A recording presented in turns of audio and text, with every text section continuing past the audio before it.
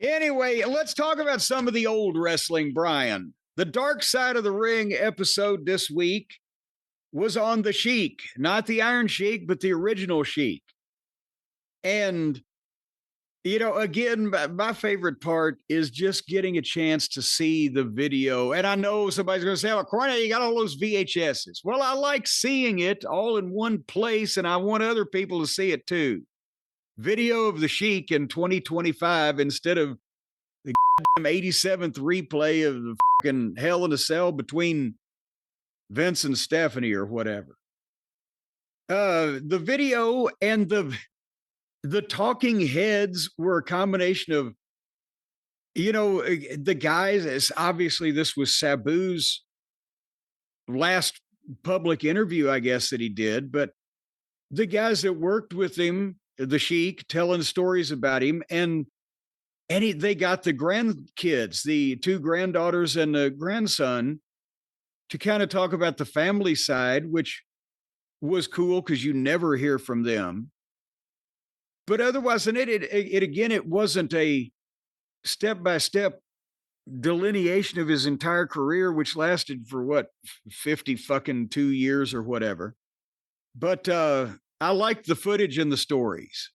Go ahead, start tearing it apart so we can pick it apart from here. Well, again, and it's always tough for me because I know a lot about this kind of stuff. So, I'm watching things that more than likely, almost always, I know more about the subjects and the things than the people actually making the shows. So it's hard for me to. Or that they have time to. Well, you're so humble. They just or that they have time to fucking. Well, I don't know about that. Include. There's plenty of time. The problem is the style of the show sucks. And the reenactments have never been more unnecessary than they were here. Especially if you can't find someone who looks like the fucking Sheik. From behind. You can't even master that. No, the reenactments take away from it. Jericho's narration, as slow as he can, like that takes away from, it was really good and rolling in the first 15 minutes or so as a Sheik documentary with just you and Dave Brzezinski and other people, and not everyone got the big introduction where they talk and go, and then he threw fire, and then they go to, hi, I'm Dave Brzezinski, and I knew the Sheik for 50 years. Like, the unnecessary introductions that, again, go with the style of the show that these guys are just locked into. But I thought there was some cool footage, and I thought the early part as a documentary of the Sheik was all right.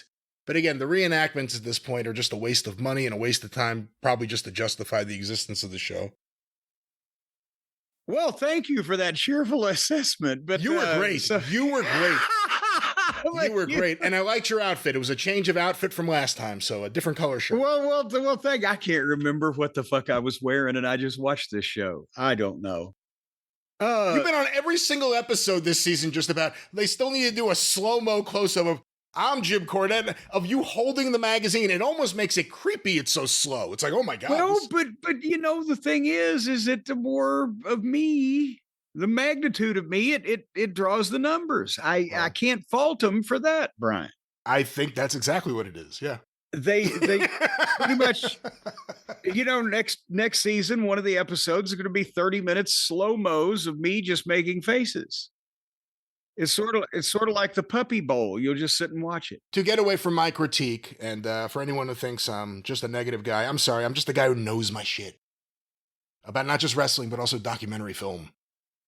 What did you think of Sabu in this? Because obviously he's been on a lot of people's minds based on his passing in the last week. What did you think seeing Sabu here? Well, I thought, it seems kind of, is it poetic? I think the most important thing for Sabu would have been that he was able to, before he went, he was able to talk about and praise and tell these stories about his uncle, because he was a father to him, and which he said in the Sheik used to beat Sabu's real father up. So I think that's probably, is it one of those things where if you have to go, at least you did this exact thing that you would want to do? This is the first time the Sheik's been talked about on mainstream television in years and years, and Sabu got to be a big part of it. So I would think that would be something that he would be proud of. And, You mentioned the voice. His voice is so you have to listen so quick. But again, this probably is the first time that any major number of people you probably know more than me, have ever heard Sabu speak before, isn't it? And of course, he did shoot interviews, but in terms of a wide audience on TV, unless he was previously featured in which Dark Side was, I guess it would have been Onita FMW. Unless he was featured in that one or one of the ECW ones, this would be certainly the most they've heard from him. Yeah. And I mean, I'm not obviously I know he's done some shoot interviews and fan fest stuff and everything, but I mean on television on a wide basis. And I'm just thinking now that I think about that, who's got tape of the Sheik actually speaking English to people? Is there any tape of that? No. Have you seen any? Remember, maybe Brzezinski. Yeah, nothing I'm aware of. But remember, a few years ago, there was footage from I forget what news magazine show going around showing Detroit wrestling, and there was narration over it. At the end, they said that's Ed Farhat, and people thought it was the Sheik, but it was actually Captain Ed George. Remember that? It was like 1970s. That's footage. Yeah. Because technically he was Ed Farhat. Yeah, that's right. Just not the right one. Anyway, yeah, and with Sabu, I think he added great perspective to it because he was one of the boys and a member of the family. And, he was there. Obviously, also, we talked about it when we talked about Sabu, that the Sheik taught him how to maintain himself as a star, but it was a different time. But then at the end, there was Sheik kind of promoting Sabu, right? Like, and I'll come along. And then Sabu probably wanted him to come along, even if he didn't. And then the fucking, you feel so bad for the whole group of people on that WCW pay-per-view when Sabu does the flip and lands on Sheik and breaks his leg. And then didn't stop him.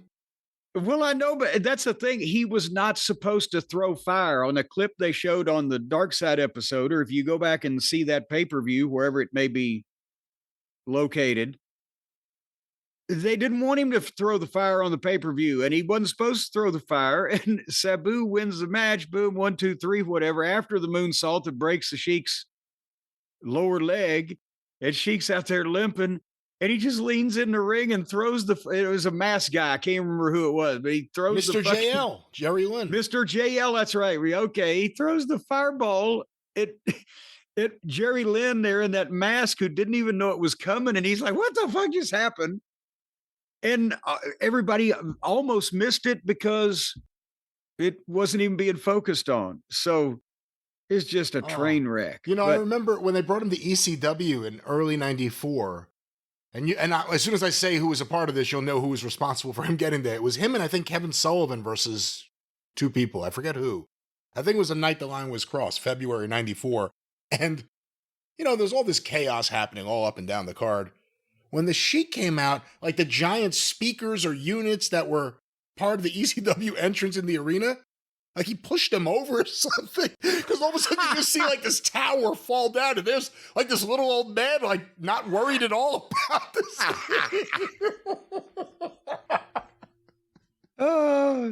See that he knew he had to do something. He probably looked out there and said, Jesus Christ, these guys are doing my shit. And that's what I've had a lot of people on Twitter go, oh, well, you would hate this. See, I thought you hated hardcore wrestling, and you would, if you've been listening to the program here for any amount of time, we've talked about the positives and the negatives, but for the positive in this case was that, hey, he was the only one fucking doing it. At one point in pretty much in all of the business, and then even with the various offshoot Sheiks, you never saw more than one or two of them in the course of a year or two in the same place. And at the same time, this is it on a professional basis, Brian. I'm trying to figure out the best way to explain this. Again, when I was a fan and saw the Sheik, I was scared shitless, and most everybody else in the building was too. And he had the aura and projected the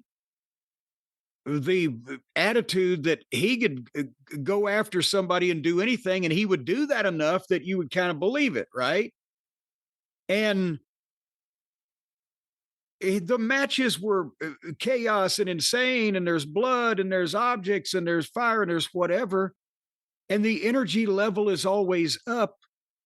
And the fans freaked out over that, especially because it was out of the norm. It was unusual for anything to get out of control like that. That's why it worked. But also going back as a professional, this was my point.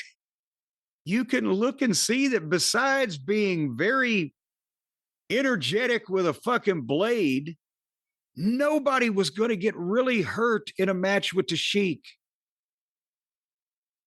These guys are plunging off high precipices through furniture and diving and spinning and catching and groups of people with elbows going everywhere, all the things that we talk about.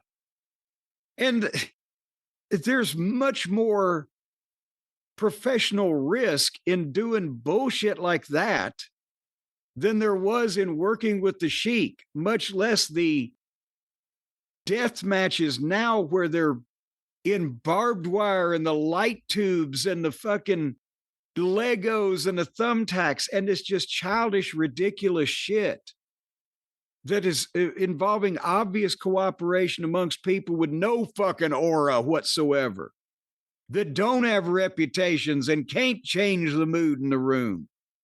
It's a freak show shit. And it happens constantly. One of those two styles of things.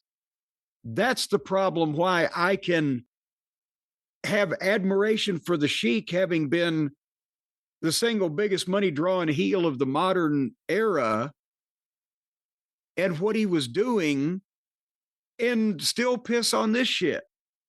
And at the same time, before I get off my soapbox, Brian Last, the whole point of the thing that we always make is when this was in and out, it worked. But if that's all you had, it was death. It killed a territory. You couldn't go that far always. And while it had even with Sheik as the boss in Detroit, while it had the spectacular rise and the amazing business, eventually, and that's what Sheik was close with Dory Funk Sr., which is why Dory Jr. and Terry always worked for him and got him involved in Japan, etc. Baba, whole 9 yards. But Sputnik Monroe told me one time, because he used to go work West Texas in the 60s a lot too. Sputnik said, yeah, Dory called me up and say, hey, Sput, you got to come in here and teach these guys how to take bumps again. I had the Sheik in here for a month, and now everybody works like the Sheik. You had to change it up. I'm sorry, I yield the floor. No, you're doing great. The match I mentioned before, I want to correct myself. It was from February 94, February 5th, 94, ECW Arena. The night the line was crossed. The match, 3 minutes and 15 seconds. Kevin Sullivan and the Tasmaniac with Woman lost to the Sheik and Pat Tanaka. Good Lord, how was that team or combination in any way explained in the course of the promotion? At that time, Kevin and the Tasmaniac, as you know, because he brought him to Smoky Mountain, they were aligned together. And I know before this, without remembering the direct lead up, that Pat Tanaka was there with Paul Diamond, I think in November at least of 93. So maybe this was, if I had to guess without knowing, maybe Paul Diamond can't make it, so I called the Sheik. Well, yeah, maybe nobody will notice the difference. But anyway, back to the show. I love the shot of the plaque on the mansion, the house the Sheik built, 1974. I think they could have gone into more detail on how big a star the Sheik was in wrestling, not only because I know we talked a lot about it, but again, time constraints, I know, but they concentrated on Detroit to the extent they didn't really mention Toronto. And Toronto. Nothing about that. And that's one of the great examples of the Sheik becoming really popular, then hurting the crowds. Yes, and that was even more. Even though the Sheik wasn't the boss as he was in Michigan, he drew more people in Toronto between 67 and 75, and that streak that he had then. But and Detroit was selling between 200 and 250,000 tickets a year, and they only did shows every other week. But at the same time, we've talked about it. He was doing outdates, the Sheik, in Texas, in Los Angeles, where he'd go and main event in the Olympic Auditorium and make a hell of a payoff and go get all of his new suits made. And when the war was settled, they did 16,000 people at Market Square Arena in Indianapolis with him and Bruiser. So he worked for Nick Goulas and Goulas had gotten him to where if in Nashville, Chattanooga, and maybe Birmingham at the end, if the Sheik was on the card, it still brought the house up a bit because he had been featured so heavily. Sometimes Goulas would just bring Sheik in out of nowhere to work with Fargo, put it in the main event, and often they'd go to the Municipal Auditorium in Nashville instead of the fairgrounds because it'd be a bigger crowd. So he was a bigger star in a wider area, and they should have had more mention of Detroit or of Toronto than Detroit. Then you could use the footage of him and Andre. Well, which the footage was in there anyway, but it wasn't in a context. Right. That's my point. But did you like the story that Dave Brzezinski, well, folks, again, for the kids, our friend Dave Brzezinski was Supermouth Dave Drayson as a manager. So, but he told a story of going to dinner with Bruno after Bruno had come into the Cobo one night. And, Bruno said, I won't be back next show because he was supposed to get $2,000 and he got $800. And that was one thing about the Sheik where he made tremendous money, and he paid guys well when he was making it most of the time. But then toward the end, that came back to bite him when they were taking in much less money, and he was still living like a goddamn Sheik. I mean, the jewels and the suits and the cars and the whole apparatus. And I've heard stories from the NWA meetings that I went to in the 80s when some of the more elderly folks would talk about the Sheik would go and spend $20,000 at the casino or whatever when they had the meeting in Las Vegas just while he was there. And that was 50 years ago. But I mentioned, and it was a fact from Brian Solomon's book, Blood and Fire. Order it today, folks. The Sheik declared $400,000 on his personal income tax, and what was it, 73 or 74? One of those years. And that would be over $2 million today. And also, he owned the business. You mean nobody was fucking sticking cash in their pocket from the goddamn programs or whatever. So the money he was making was massive. But he had gotten too old by the time that the territory started going down. The whole thing got old. Not only the style, but him himself. Well, aren't the stories too that like Captain Ed George would run into the locker room and say the box office has been robbed? Well, yeah, no, that was the most epitome. And I'm sorry again. I think Captain Ed George got mad at us one time, and because we said that his dad used a blade or whatever. Yeah, that's what it was. But Terry Funk told me that this was a true story. And it wasn't like when we're doing a shoot interview or anything. I asked him about it just as we were sitting there one day. I said, did this really happen? Right. And he said, yes, Dory and Terry came up, I think it was like 1978, probably something like that. The Cobo was down. And they worked a tag team angle with the Sheik and Abdullah. And they worked there and they did these angles and they had a number of houses that weren't any good. And finally, they goddamn have the big blow off match or whatever. And Terry said he was sitting in a locker room. I looked at Junior. I said, well, it looks like we're going to at least finally get a decent payoff. Junior out of this thing tonight. And just then, Captain Ed George flung the locker room door open and said, "The box office has been robbed. They got all the money." And someone apparently, and I think, didn't we had Brzezinski tells this story, I think, at He one must point have. years ago. Yeah, he must have.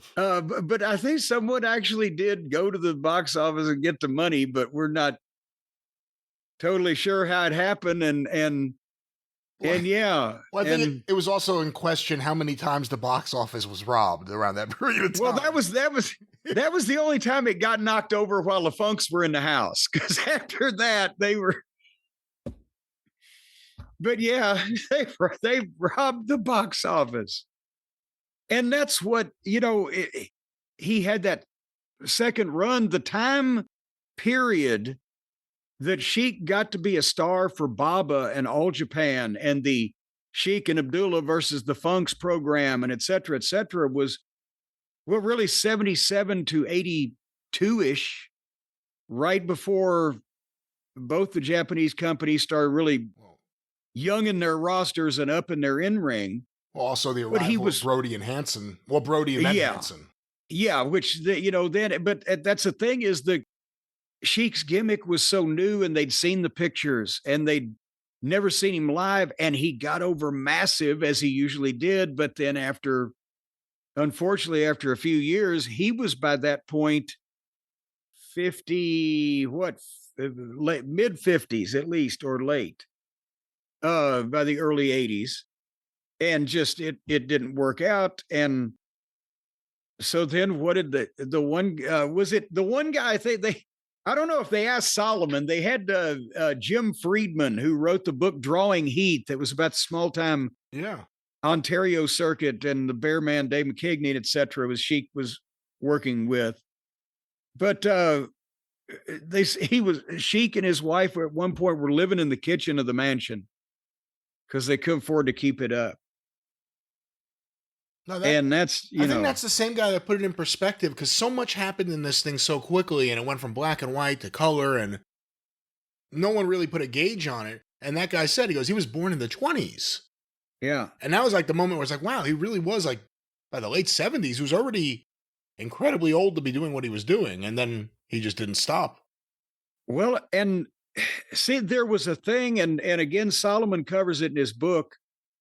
And I'm trying to remember, I put medical problems out of my head when I can, but he had a major operation along about like 1975-ish, and had a scar that was visible when he wore his trunks. I think it was a stomach operation. What do they take out of your stomach? I don't know. But it seemed like it changed his aura, his presentation, because even for the people that were still scared of him before that, with gray hair and when he got flabby, when he had the scar, now it's like, oh shit, that's not a fucking, superhuman creature. That's a kind of older guy. But yeah, and some of the later footage from, just independent shows in Michigan, him and Bobo, for instance, you could tell he dyed his hair because all of a sudden it was jet black. Yeah. And then he went back gray later on. I guess he figured, fuck it, they know by now. But that was the thing, is that you feel bad because the Sheik and Bobo that sold out the Kobo so many times and all over the Sheik and Bobo was a match underneath Tolos and Blassie at the LA Coliseum in 71. I mean, that match went everywhere.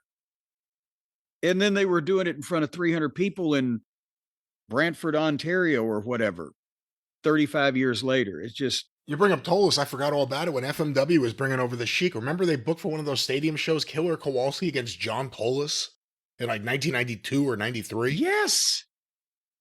Yes, and I mean, Tolos always was in good shape, but I mean, so was Walter, but Walter at that point was much older, I think, than Tolos was. And they were both really old. It was a really bad idea and not a good match. Yeah. But nevertheless, and then they covered the flaming ring match where they tried to and succeeded in setting the man on fire for real. Um, in Japan, where he came back, and the people, and this is a true story. I didn't make it up. The people on the plane that the Sheik was flying back from Japan after the flaming ring match with Onita were complaining because they could still smell his flesh, his burntness of his flesh. You know how the last time you burned a body, you can't hardly get that smell out of your nose, right? I have no comment. But it was, it was kind of off-putting on the plane to be smelling this charred human being. Well, imagine being that level of hurt that far away from home. Yeah. And just wanting to get home, just wanting to get on a plane and get home. Jeez. Do you think they had your story early on with one of the unnecessary reenactments of the Sheik pulling up to the Kobo in 88? Yes. In the middle. And what a great story, by the way. Do you think like a story about why it went south should have been presented? Like he showed up, they had a great house, he expected a lot of money, there was a problem the next show. Well, I presented that story, but it didn't make the final cut. But should we fill the people in, or do they know it by now? I hate to repeat ourselves. We're talking about the Sheik. We're on the subject. Yeah. They had brought the Sheik back to the Kobo in Detroit for the Great American Bash 1988. Dusty was booking. Dusty knew how. Dusty had worked in Detroit in the 70s. And there's a famous picture of Dusty with the U.S. title belt on the side of the ring with all the fans putting their arms around him. And there's black people and white people. And this is in Detroit in the early to mid 70s with the racial issues. And it's just an iconic wrestling picture, right? So Crockett was trying to draw in Detroit. Sheik meant something. After all that time, he hadn't been in the Kobo in 8 years. So they booked the Sheik in the main event. And I say this every time because they did a goddamn double turn, but originally, was it going to be Rhodes and Murdoch against Sullivan and Sheik? Or was it Rhodes? It was Rhodes and Sheik against Sullivan and Murdoch, and they did the double turn and came back with Rhodes and Murdoch against Sullivan and Sheik. But nevertheless, when the time came for the show, the Crockett, it drew his biggest house ever in Detroit. It was over a couple grand over $100,000 at the Kobo. Looked fucking great. They have the match. They do the angle to come back with the main event the next month, as I just said. And then the Sheik got mad when they gave him a payoff. I don't know how much it was that they gave him, but he had expected 10% because he was the Sheik and it was the Kobo, and he expected this. So they didn't give him 10 grand. So he said, fuck you, I'm not coming back. Is a guy he hadn't even been working in rec centers at that point in 1988. He hadn't been wrestling at all really for a few years at that point. But I'm sure they gave him a couple $1,000. But it was a principle thing. He didn't get 10 grand. Do you think it's just because Vince didn't need the help that he never did anything? A lot of those guys, a lot of them were just to steal them from Vern, but a lot of the guys of that generation would at least show up at some point. The Crusher teamed with Hulk Hogan out of nowhere. Mad Dog Vachon worked there. There was never like a big event. We're coming to Detroit, and in this guy's corner will be the original Sheik, or just the Sheik. Everyone started calling him the original Sheik when the Iron Sheik popped up, but it was just there may have been, think about it, the Iron Sheik popped up in 1983. Which is probably the first time that Vince would have ever considered using the Sheik in any kind of legend role because of his national expansion. Because the one place the Sheik worked the Northeast, even Madison Square Garden, Boston, Philly, whatever, late 50s, early 60s, and had a few matches with Bruno. He worked the Boston Garden in like 72. Yeah, not in Madison Square Garden though, because of, I think, probably issues they thought they'd have with the athletic commission. But he was never one of the main guys there during the WWF post 1963 era, except for a couple runs with Bruno, which didn't get to the Garden. So I think that Vince Jr. thought, I've got the Iron Sheik, it'll just be confusing. And he didn't particularly, by that point, would the Sheik would have wanted 10%. I mean, who knows what conversation may have ever happened. Yeah, like you said, that's crazy just because you hear about his financial situation. And I'm sure Dusty didn't give him a bad payday. But no, that's what I'm saying. Yeah. You know, we were in a fucking tag match with the Fantastics underneath. And I mean, I don't have it in front of me, but I would assume on that house in that era that I believe we got $800 or $1,000 a piece in a tag match underneath. So I would think she probably got a few $1,000s, maybe a little more. But God damn it, Brian, you got to stand up for yourself in this business. It's a principle of the thing. Well, that was the Sheik. And now we're ready for next week is going to be, by the way, Daphne, which I'm looking forward to because I'm not involved in this. I'm just going to watch it as a viewer. But Stacy she really liked Daphne. They were friends, and not only when we used to go down for TNA tapings, but also they did the Facebook or the internet, whatever the kids do. And Stacy thought quite a lot of Daphne, so I'm glad to see I don't think I'm on this. I've commented on it before, but who knows? I pop up everywhere. Is Stacy on it? No, Stacy's not on it. You never know. Well, no, we're not trying to do some kind of family package here. But she just personally liked Daphne, and they used to speak back and forth. So we're looking forward to seeing that. But after watching all that Sheik, Brian, I'm telling you, I was ready for a good night's sleep. And I'll tell you what, I didn't have to go far to do it, because all I had to do was walk right into my beautiful, spacious bedroom and flop down on my comfy, spacious Helix sleep mattress. It's comfy because I ordered it exactly the way I like it, and by cracky, that's the way they gave it to me. And it's spacious because I can, Brian, I try this just to make sure I'm not growing. I can lean catty-cornered on this mattress and touch my toes to one corner, and I can't reach the other corner. That's how big it is.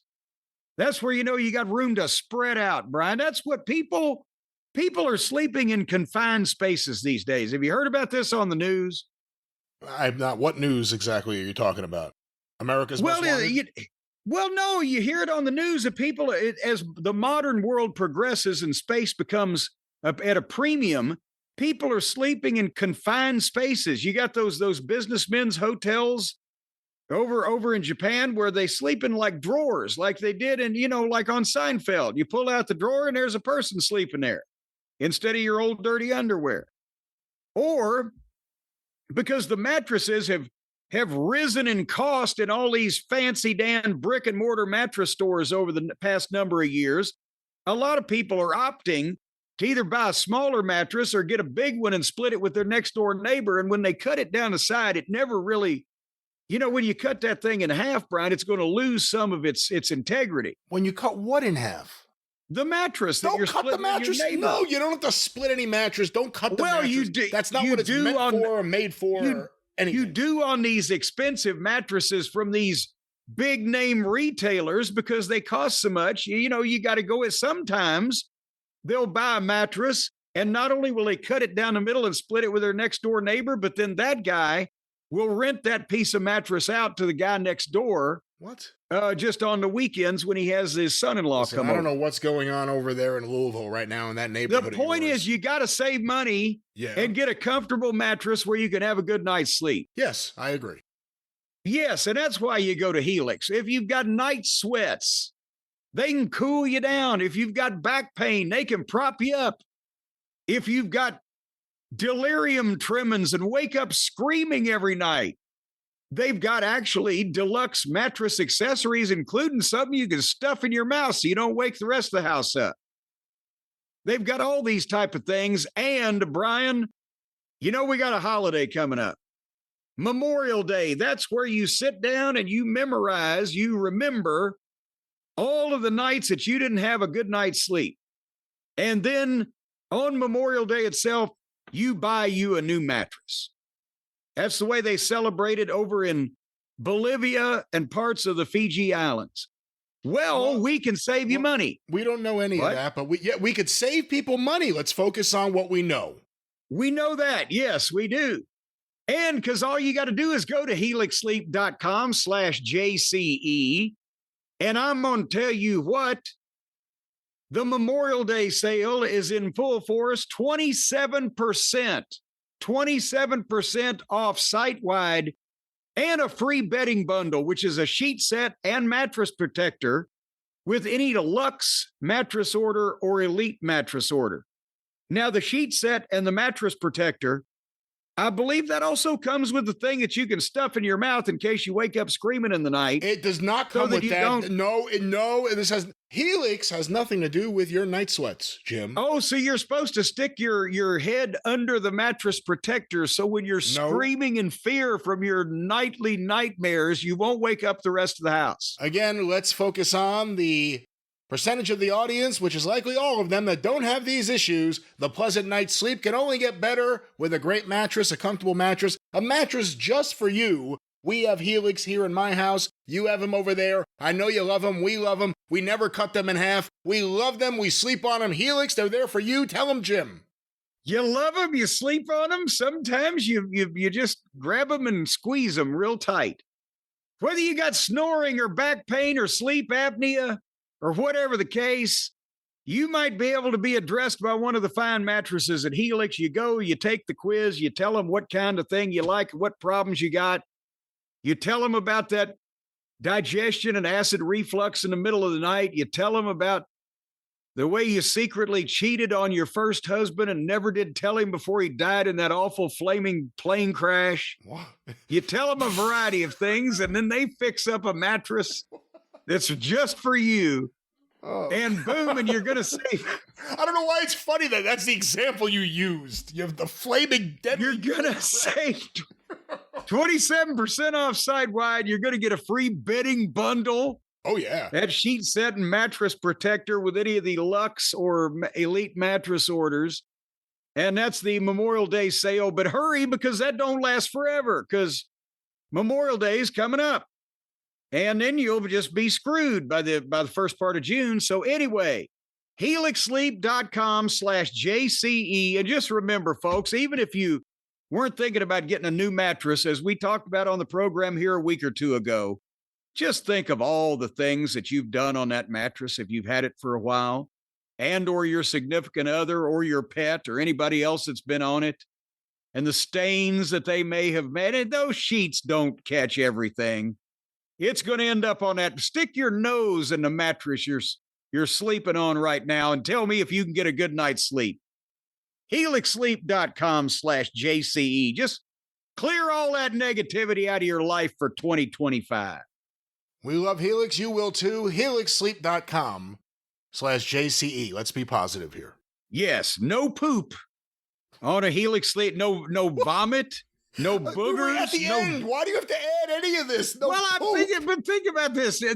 When you get this brand new mattress from Helix, there'll be no poop, no drool, no pee, no pet stains, no potential. I don't know if you have bloody sores on your body. And did I mention the poop? None of that will have ever touched this mattress if you buy it right now. Once from again, helixsleep.com. But the one in your house, come on. Once again, let's just end with saying that the Helix promises you'll be getting a brand new, clean mattress. Yes. Brand new. Let's focus on brand new and just for you. That's the Helix way, helixsleep.com/JCE. That's right. We won't even go into dust mites and earwax. Let's stay positive here. I'm positive there's dust mites and earwax on your current mattress. Helix!